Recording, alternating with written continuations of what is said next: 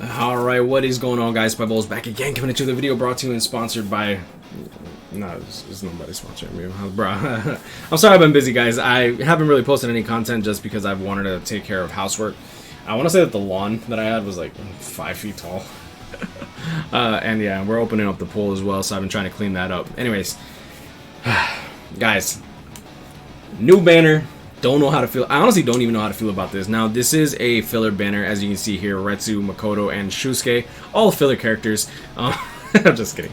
But no, for real. We are getting another Shusuke, which is pretty cool. We are getting Makoto as well, and another Unohana. Now, I did go over this banner, and my video was like 17 minutes long. I didn't really want to put that out. I wanted to make this somewhat short, sweet, and concise. Going into Retsu, she is the first human killer for Heart, which is actually quite interesting because Heart usually tends to get a lot of the new stuff nowadays. Like, they're the ones that got the... they're the ones that got Tokinata, there's one that get Kenpachi, there's the one that... They get quite a lot of good stuff lately. So, hopefully, Human Killer gets used a lot more often due to this new, due to the new PvE units that we actually got that were Human Killers to begin with. I'm going to be really interested to see if KLab keeps that, keeps up those enemies. We'll see exactly how it goes. Human Killer has been very, very underused. And honestly, it's only been used as a marketing tool so that they can sell more product when it comes to Swimsuit Orihime with Chronicle Quest and New Year's Mayuri with floor 15 of Tower of Ordeals. Literally, there's only 2 human killers besides this Retsu.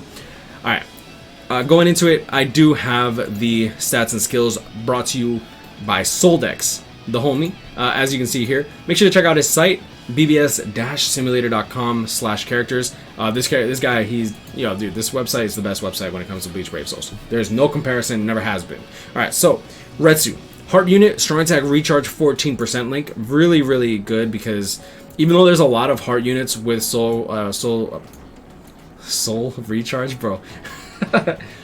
Even though there's a lot of units with SAR 14 links for heart, since she does have human killer, I do feel like she needs something new to bring her to the table, otherwise she's gonna be a garbage unit. But they did give her Sprinter +1. They gave her the Berserker 40% along with Frenzy, which means she does not have any status elements. Devastation 60% along with Guard Break, and she is a range style unit. As you can see here, normal attack is range with range collision. So standard shave attacks that push enemies back, and strong attack 1 is going to be the standard beam that we all know and love. I personally like this strong attack a lot. I think she's going to actually be pretty good in Guild Quest. Her second strong attack is the same as Cacao Society Momo.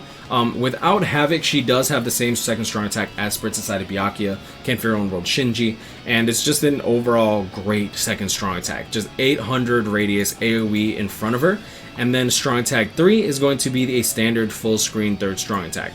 Just standard good character all across the board. With the Berserker 40% and Guard Break, I think that she's going to actually be really, really good just in general. And in Guild Quest, I think that she's actually going to be pretty good.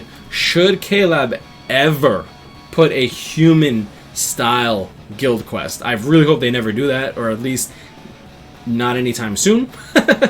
Going into Shusuke Amagai, he's an interesting take on a NAD character. I don't think there's really a place for him yet, and we'll go into it right now. So he is a mind unit with damage reduction 16% as his link. He is a Soul Reaper. He's a Soul Reaper captain with Captain Killer. Going into his stats, he has 773 attack along with an 1111 stamina. He does have a Bruiser 20% and Flurry. Bruiser 20% also means that he does have status elements. He has Burn on all his attacks along with a Debilitator of 2 seconds. He has Poise, he has Flurry, he has a Bruiser 20%, he is a Berserker 50% unit as well, so you could potentially build him hybrid.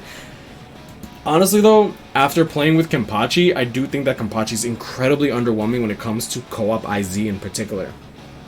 But since he doesn't have a link slot potion skill, obviously you're not going to really be using him there. But what is interesting to note is he has the team/party buff when it comes to the increased mind attribute Soul Reaper normal attack damage. This might not seem strong at first because you don't really use normal attack damage units in PvE content, but when you take into account epic raids, this character is going to be the go-to mind unit. He's going to be, I'm telling you this right now, no matter what epic raid you do for mind, if you're using Sajin or not Noitora, I lied. If you're using Sajin, you need him. he gives you an extra 20% normal attack damage to your team. To everyone in your team that's a Mind Soul Reaper unit. So when it comes down to it, honestly, I do think that Sajin has the potential of actually being, like, Sajin and Shusuke have the potential of being, like, the best NAD characters should you be going with the NAD build for epic rates in particular. I do want to say that. I mean, but like that's me speculating at this point. But I do feel like this could be very, very, very strong, especially for epic rates, since a lot of us like to use Weaken, a lot of us like to use Tokinata.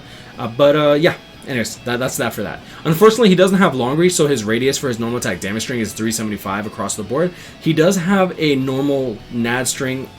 He has a normal updated NAD string, so he has in front, and then the third and fourth hit are all AoE attacks, which is good because it gives him somewhat more range, and also if you end up missing the units in front of you, you actually have a chance of hitting the people to the side of you if you pass them.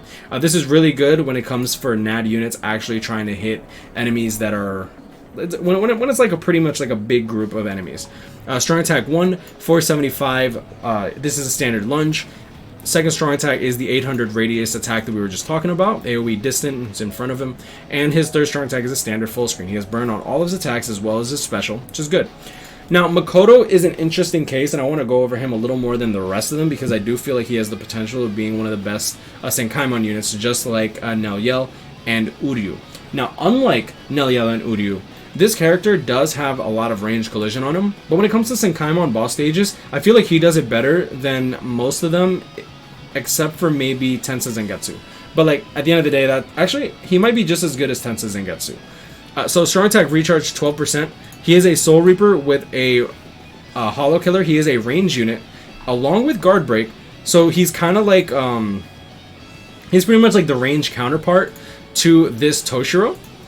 And as you can see here, Devastation 40%, Berserker 20%, Frenzy, Guard Break, Debilitator plus 2 seconds, and he does have Lacerate on all of his attacks, which is good, including his NAD string, which is incredibly good. So range collision on all of his attacks, except for his third. Going into his NAD string, range collision, you just push the enemy back. First strong attack is a shave style strong attack. This means that this pushes back the enemy immensely in front. However, if they proc Lacerate, you will not be...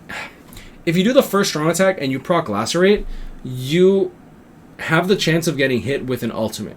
The problem with Lacerate, in my opinion, when it comes to Senkaimon, is you can no longer really predict when exactly the enemy is going to proc Lacerate, and since you push them back, you don't know exactly which one of the hits procced it. And if you don't know which hit procced the Lacerate to begin with, unless you're really paying attention to the HP up top, the enemy could potentially move forward from the shave, lose the Lacerate debuff, and then ultimate in your face. But if you know how to properly dodge ultimates, you should be able to time this properly in a way to save yourself from getting hit with an ultimate. Simple as that. Second strong attack, 625 Vortex style attack, which means you have a higher chance of proccing the Lacerate to begin with, and then you push the enemy back with the range collision of this second strong attack. I really like this attack. This is the same as I want to say that this is the same as Tokinata. Going into Makoto's second strong attack. Yeah, look at that. Same second strong attack as Tokinata, or Baragon, or Loli, or Yoruichi. The Swimsuit version, don't really particularly like the Swimsuit Yoruichi unless it's to FAP 2. But yeah, I mean that I'm joking. She do look fine though. I ain't go front. Strong attack 3, standard full screen, third strong attack. So with the first two strong attacks being range collision, you actually can push the enemy back. I think that that's actually very, very strong. The full screen special, standard special. Like, even though he looks like a standard character, I do feel like he has the potential of being one of the best Senkaimon units because, one, he has Guard Break, which means you're going to be dealing all your status ailments and you're going to be dealing all your damage up front. So he might actually have a place for the Senkaimon stages where it's not just the boss units. Like, this is all speculation. I like to speculate. I like to give my thoughts on how I feel like stuff could go on. But now, since this the stats and skills for these characters have gone over, we're kind of done with that. Going into the filler, I do like that they have Ruki in here. I do like that they have Ishin in here, even though he's been repeated often. I think that this filler pool is actually very strong, though I do feel like everyone should wait for Anniversary. Anniversary is a month and 10 days away, guys. July 23rd. Mark that on your calendars. Make sure that you don't plan anything with your girlfriend during that time, okay? I promise you, we are going in on that anniversary. Actually, we're probably just going to be doing step 5 on that anniversary, because anniversary is usually followed by 1,000 Year Blood War, Camp for Your Own World, and I do feel like it is highly possible that we'll get Burn the Witch in order to coincide with the release of K-Lab's stuff. Alright, so filler pool it's good. I think the filler pool is good. Sure, we're getting a lot of crap that we've already been like funneled into our mouths. Omaida's meh, Ishin's meh, Sajin's okay, Mayuri's okay, Tag Team Toshiro's good, Yamamoto's okay. I feel like he's fallen off quite a bit. And Aizen, I do think he's still very good. And Ishin is he's very good too. I don't think they're OP. I do think that Rukia is pretty OP though. I think she's amazing. I say pretty good for Ishin, but I say amazing for Rukia. This banner is not a bad banner. Sure, they're premium pool units. You might be able to summon them from Brave Soul tickets. I would only really recommend summoning the first multi. And when it comes to individuals, the individuals are poo-poo. They are so bad. Like, they're literally the worst fillers I've seen in my entire life. Makoto, and then you have Tech Lisa, Tensa Zangetsu, Mind Tensa Zangetsu, Pass Kisuke, there's a Speed Kisuke, and then the Aizen that's on this banner. Bad individual.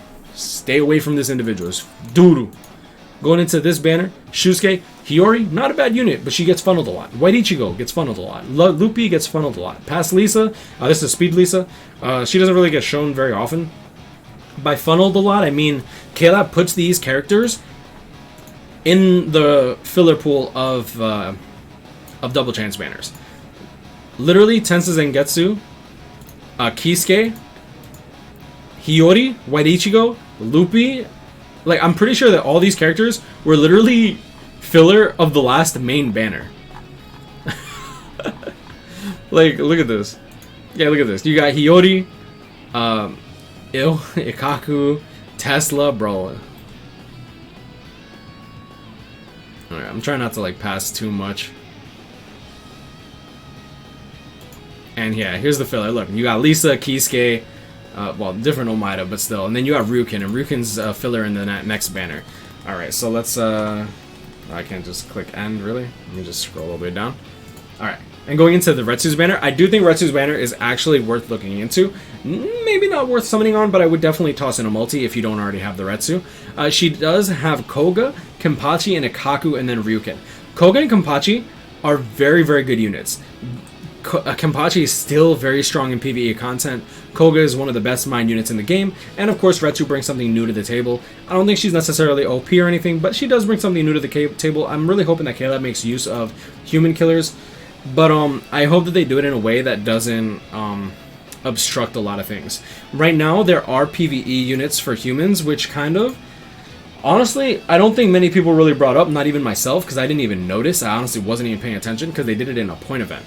Now, one thing to note, I have not really been posting a lot of content, and I apologize because I'm already going past the limit that I really wanted to.